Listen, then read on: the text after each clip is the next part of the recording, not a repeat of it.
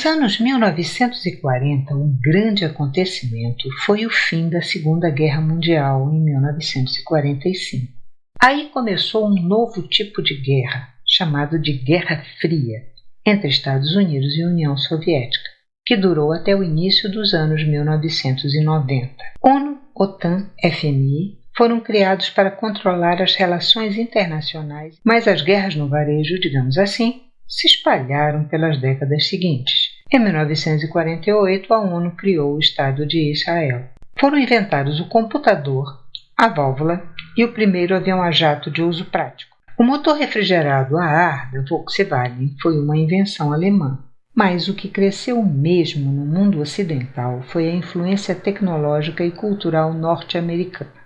Frank Sinatra na música e O Vento Levou e Casablanca nos cinemas. E mais avanços feministas no cenário internacional do pós-guerra. O IBGE foi criado em 1936 e seu primeiro censo, em 1940, contou uma população de mais de 41 milhões de habitantes, dos quais os alfabetizados eram 43%. Dá para comparar os gráficos. Um dado novo neste censo: quase 70% dos habitantes moravam em área rural. A expectativa de vida ao nascer já era de 45,5 anos.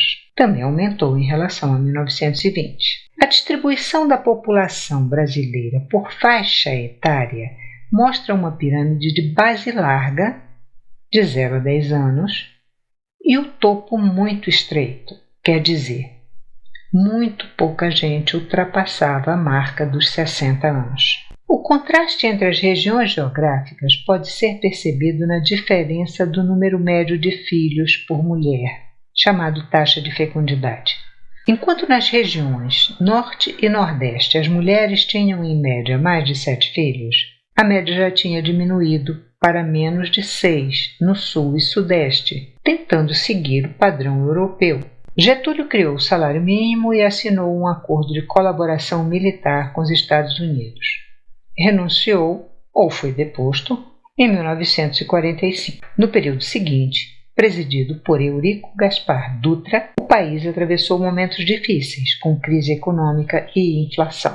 Continuava o processo de industrialização e crescimento das cidades, principalmente no Sudeste, aumentando ainda mais as diferenças regionais. A implantação da Companhia Siderúrgica Nacional deu ao Brasil o status de país industrializado. A Força Expedicionária Brasileira foi criada em 1941. A participação do Brasil na guerra provocou a modernização de nossos equipamentos bélicos e do papel feminino. Algumas mulheres se alistaram e outras ocuparam postos no mercado de trabalho que antes eram proibidos sem autorização do marido ou do pai.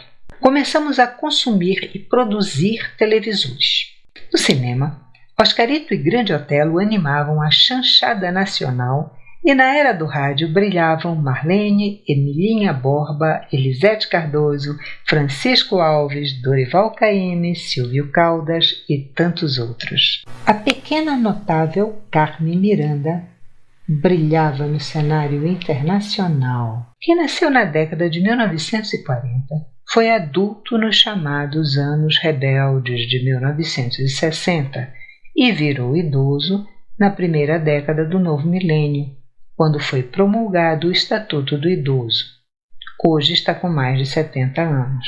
Algumas das músicas que ouviram no berço e que continuamos amando até hoje são Asa Branca, de Luiz Gonzaga, Ai que Saudade da Amélia, de Ataúfo Alves, Nervos de Aço, de Lupicínio Rodrigues, Brasileirinho, de Valdir Azevedo e Pereira Costa, Chiquita Bacana, de Braguinha.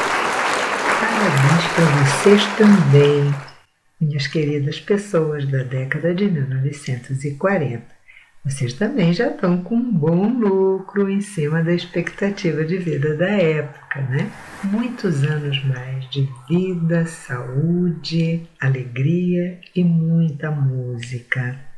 E obrigada por tudo que tem partilhado com a gente, que chegou um pouquinho depois. Os anos de 1950 a 1959 ficaram conhecidos como anos dourados. Eles foram um marco do fim da primeira metade do século e da revolução tecnológica e comportamental que virou o mundo de pernas para o ar daí para frente.